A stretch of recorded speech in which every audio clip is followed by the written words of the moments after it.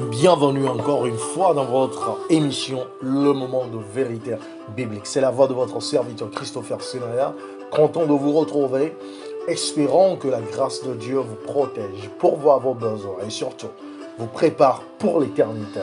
C'est encore une joie pour moi de vous retrouver dans ce numéro pour continuer à parler du jour tant important dans l'histoire de notre existence. Mais avant d'ouvrir la sainte parole de Dieu, ouvrons nos cœurs à l'influence du Saint-Esprit en priant. Éternel notre Dieu, merci de t'être révélé à nous. Merci de nous avoir donné ta parole. Merci de nous accorder ton Esprit Saint. Merci de nous parler en cet instant, de nous toucher pour nous transformer en nous informant par ton savoir, communiquer à notre intellect, par ton influence, communiquer à notre cœur et la puissance transformatrice de ta grâce communiquer à notre être entier.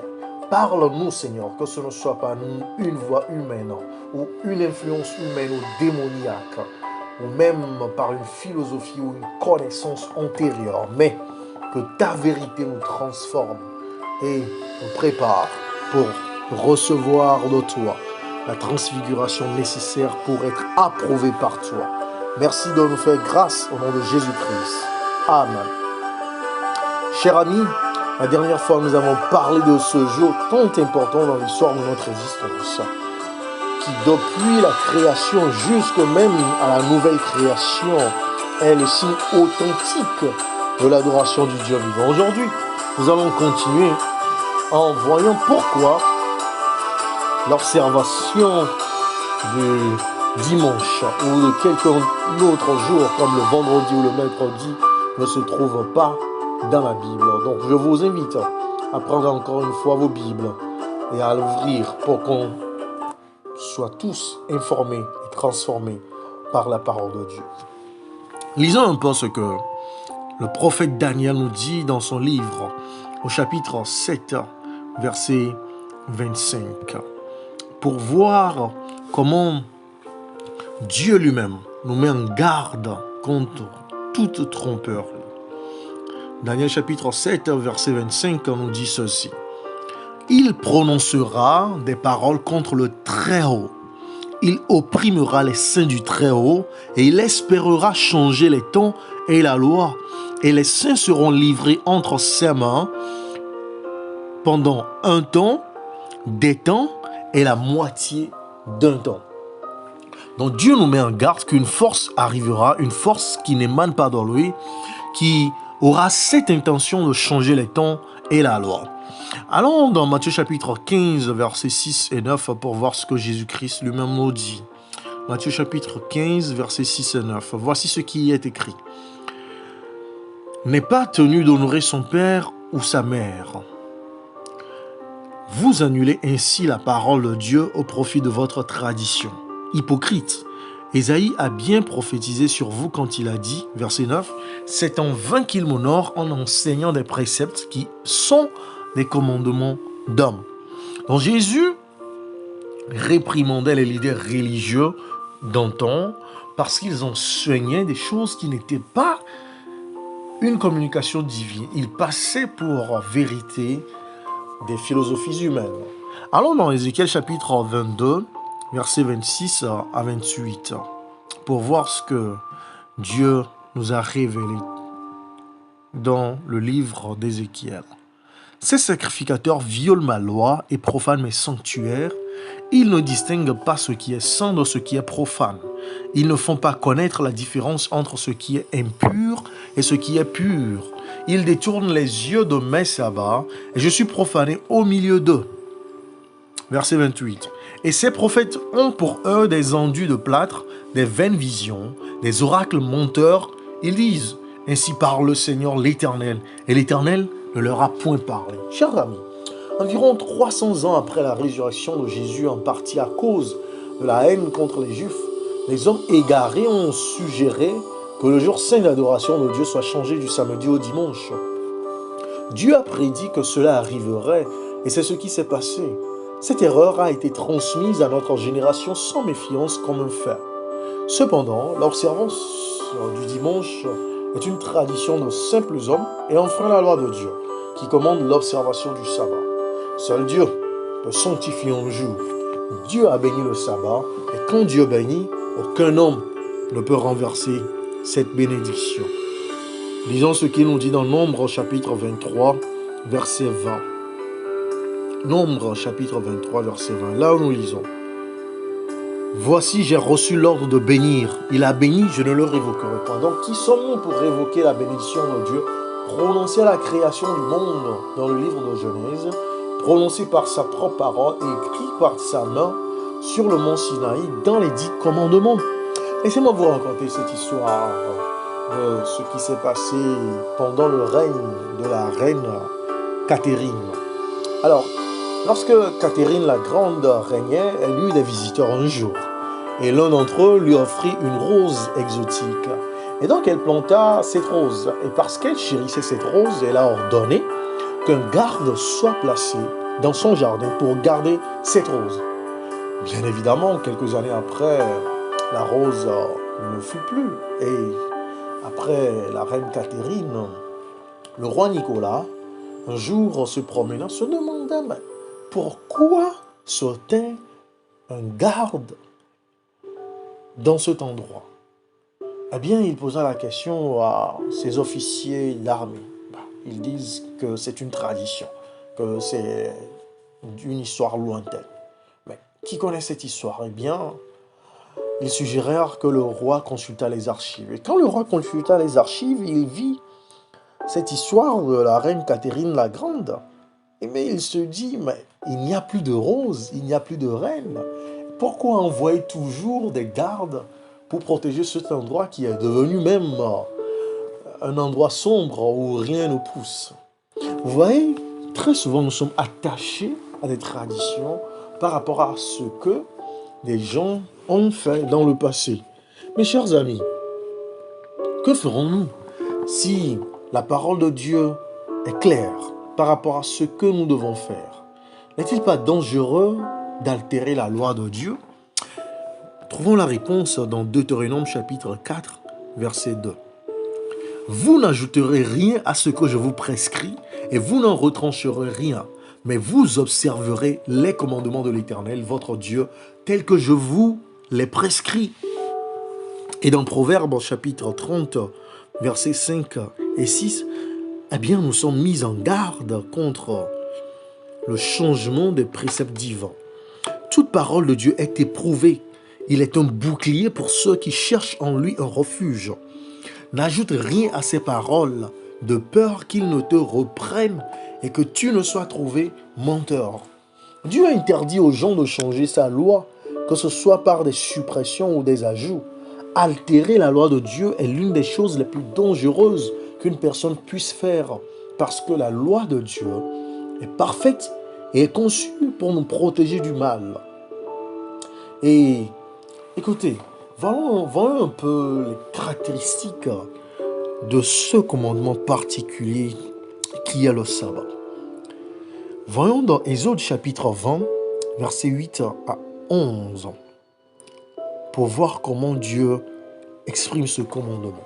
Il dit, « Souviens-toi du jour du repos pour le sanctifier. Tu travailleras 6 jours et tu feras tout ton ouvrage. Mais le 7e jour est le jour de repos de l'Éternel ton Dieu. Tu ne feras aucun ouvrage, ni toi, ni ton fils, ni ta fille, ni ton serviteur, ni ta servante, ni ton bétail, ni l'étranger qui est dans tes portes. Car en 6 jours, l'Éternel a fait les cieux, la terre et la mer, et tout ce qui y est contenu. Et il s'est reposé le 7e jour.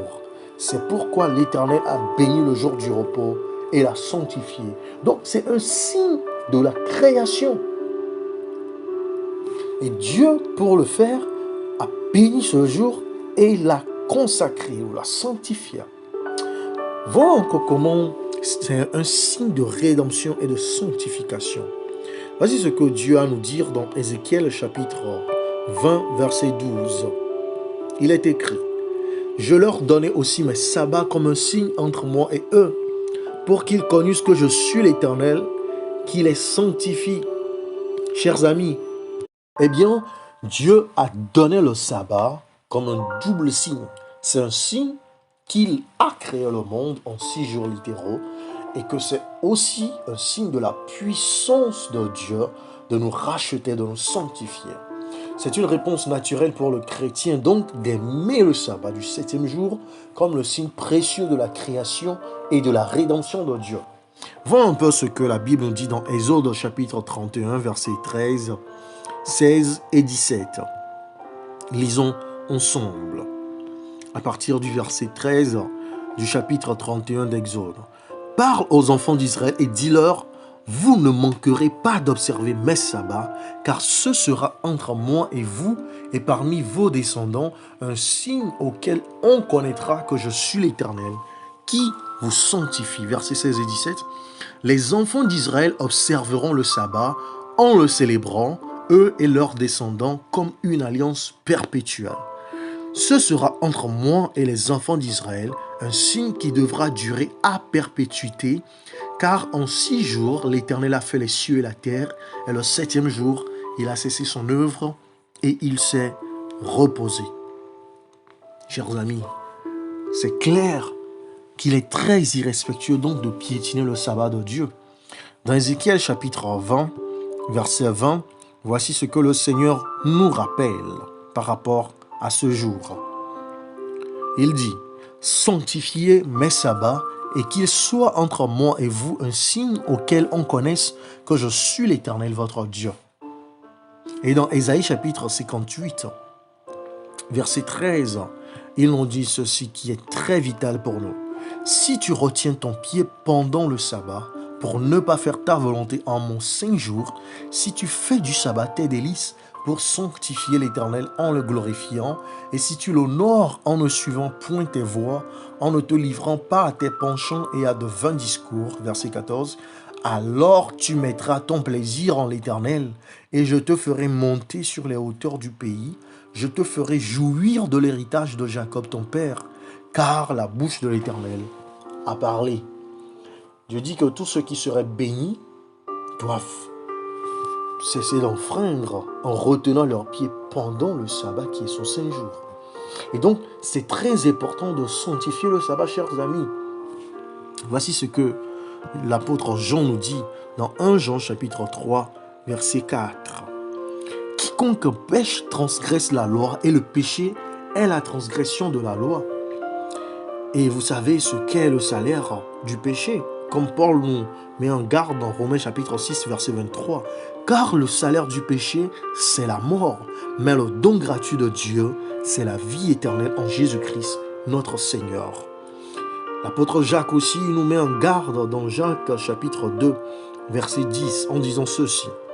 « Car quiconque observe toute la loi, mais pêche contre un seul commandement, devient coupable de tous. » Donc s'il est vrai que nous ne pouvons pas adorer d'autres dieux, de ne pas avoir des idoles, de ne pas prendre le nom de Dieu en vain, il est aussi vrai que nous devons observer le jour du sabbat, comme il est vrai que vous ne permettrez pas que je couche avec votre femme ou votre proche parent, parce que je ne suis pas marié avec cette personne.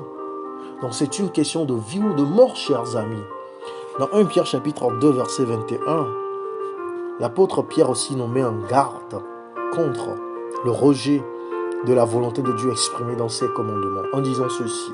« Et c'est à cela que vous avez été appelés, parce que Christ aussi a souffert pour vous, vous laissant un exemple afin que vous suiviez ses traces. » Paul nous rappelle cette vérité importante dans Hébreux chapitre 5, verset 9, en disant ceci, cher ami, je veux bien que le Seigneur vous touche en ce moment, afin que vous puissiez décider de faire sa volonté. Et qui, après avoir été élevé à la perfection, est devenu pour tous ceux qui lui obéissent l'auteur d'un salut éternel. Le sabbat est protégé, soutenu par le 4e commandement de la loi de Dieu. La violation délibérée de l'un des 10 commandements est un péché. Eh bien, les chrétiens suivront volontiers l'exemple du Christ en matière d'observance du sabbat, comme il a fait lui-même. Chers amis, peut-être que vous vous dites que nous avons de pasteurs influents, des leaders qui parlent à des millions, des milliards de personnes qui ont de méga-églises, qui contrôlent des nations entières en matière de propos ou d'influence même politique ou sociale. Mais que dit la parole de Dieu? Lisons un peu ce que la Bible nous dit dans Ézéchiel chapitre 22, versets 26 et 31. Chers amis, prenez la peine d'écouter la parole de Dieu lui-même, qui dit: ces sacrificateurs violent ma loi et profanent mes sanctuaires. Ils ne distinguent pas ce qui est saint de ce qui est profane. Ils ne font pas connaître la différence entre ce qui est impur et ce qui est pur. Ils détournent les yeux de mes sabbats et je suis profané au milieu d'eux. Au verset 31, il dit: je répandrai sur eux ma fureur, je les consumerai par le feu de ma colère, je ferai retomber leurs œuvres sur leurs têtes, dit le Seigneur l'Éternel. Bien qu'il y ait des chefs religieux qui gardent le dimanche sacré parce qu'ils ne savent pas mieux, ceux qui le font délibérément profanent ce que Dieu a appelé saint. En cachant leurs yeux du vrai sabbat de Dieu, de nombreux chefs religieux ont amené d'autres à le profaner. Des millions, voire des milliards de personnes ont été induites en erreur à ce sujet. Jésus a reproché aux pharisiens de faire semblant d'aimer Dieu tout en faisant disparaître l'un des 10 commandements pour leur tradition, dans Marc chapitre 7, versets 7 à 13. C'est en vain qu'ils m'honorent en nous donnant des préceptes qui sont des commandements d'hommes. Vous abandonnez le commandement de Dieu et vous observez la tradition des hommes. Il leur dit encore: vous anéantissez fort bien le commandement de Dieu pour garder votre tradition. Car Moïse a dit: honore ton père et ta mère, et celui qui maudira son père ou sa mère sera puni de mort. Mais vous dites: si un homme dit à son père ou à sa mère, ce dont j'aurais pu t'assister est corban, c'est-à-dire une offrande à Dieu, vous ne le laissez plus rien faire pour son père ou pour sa mère, annulant ici la parole de Dieu par votre tradition que vous avez établie, et vous faites beaucoup d'autres choses semblables. Jésus parlait ici du commandement d'honorer son père et sa mère. Il ajoute à la fin beaucoup d'autres choses semblables. Donc, en établissant une tradition humaine ou une loi humaine, on dépend de la volonté manifeste de Dieu dans sa parole, c'est un affront à sa souveraineté, à son autorité dans votre vie, cher ami. Et vous en êtes affecté personnellement. Parce que Jésus dit ceci dans Jean chapitre 14, verset 15. Si vous m'aimez, gardez mes commandements. Dans Jacques chapitre 4, verset 17, l'apôtre réitère cette vérité en parlant ici: celui donc qui sait faire ce qui est bien et qui ne le fait pas commet un péché. L'apôtre Jean aussi ne nous laisse pas dans la confusion. Il nous rappelle dans Apocalypse chapitre 22, verset 14, la parole de Jésus-Christ qui lui a été prononcée. Heureux ceux qui lavent leurs robes afin d'avoir droit à la vie, de la vie, et d'entrer par les portes dans la vie. Il dit au verset 15, dehors les chiens, les enchanteurs, les impudiques, les meurtriers, les idolâtres, et quiconque aime et pratique le mensonge. Jésus dit encore dans Marc chapitre 2, au verset 27, ce qui suit: puis il leur dit, le sabbat a été fait pour l'homme et non l'homme pour le sabbat. Oui, le sabbat est un don de Dieu pour vous. C'est lui qui l'a fait pour vous, comme un répit du monde. Il est naturel que les gens qui l'aiment veuillent observer son commandement du sabbat. En effet, l'amour sans respect des commandements n'est vraiment pas du tout l'amour. Et c'est ce que l'apôtre Jean nous rappelle dans 1 Jean chapitre 2, verset 4. Celui qui dit « Je l'ai connu » et qui ne garde pas ses commandements est un menteur et la vérité n'est point en lui. Et au verset 5, il dit « Mais celui qui garde sa parole, l'amour de Dieu est véritablement parfait en lui. Par là, nous savons que nous sommes en lui. » C'est une décision que nous devons tous prendre et nous ne pouvons pas l'éviter. La bonne nouvelle, c'est que choisir d'observer le sabbat vous bénira profondément, cher ami. Le jour du sabbat, vous pouvez vous sentir libre de cesser sans culpabilité vos activités quotidiennes régulières, telles que le travail, les courses. Et à la place, passez du bon temps avec le Créateur de l'univers. Adorez Dieu avec d'autres croyants. Passez du temps avec votre famille, vos bien-aimés. Marchez dans la nature, prendre l'air, lire des documents pour vous nourrir spirituellement, ce que vous n'avez pas eu le temps de faire pendant une semaine chargée de travail. Vous édifier dans le Seigneur et même visiter et encourager les malades, les délaissés, faire du bien aux prisonniers et aux personnes abandonnées. Tout cela, c'est des bons moyens pour sanctifier le sabbat. Faire ce que Jésus lui-même a fait le jour du sabbat. Après le stress de 6 jours de travail, Dieu nous donne le sabbat pour nous reposer de nos travaux et nourrir notre âme. Et nous pouvons ici avoir confiance qu'il sait ce qui est le mieux pour nous, parce que c'est ce que lui-même il a fait à la création.